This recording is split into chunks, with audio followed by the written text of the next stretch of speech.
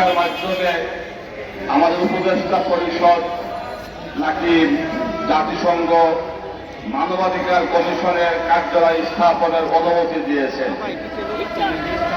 Doctor Yunus সাহেব পরিষ্কার করে বলি, আমরা দিল্লির গোলামি ছেড়েছি ওয়াশিংটনের গোলামি করার জন্য।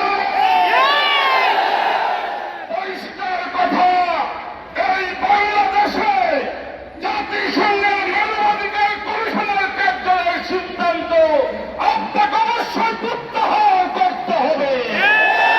যদি প্রত্যাহার না করা হয়, আমাদের ইসলাম বাংলাদেশ এদেশের মুসলমান জনগণকে নিয়ে আপনার সরকার বিরুদ্ধে আন্দোলন করতে বাধ্য হবে এবং অবিলম্বে এই সিদ্ধান্ত বাতিল করতে আপনাকে বাধ্য করা হবে ইনশাআল্লাহ।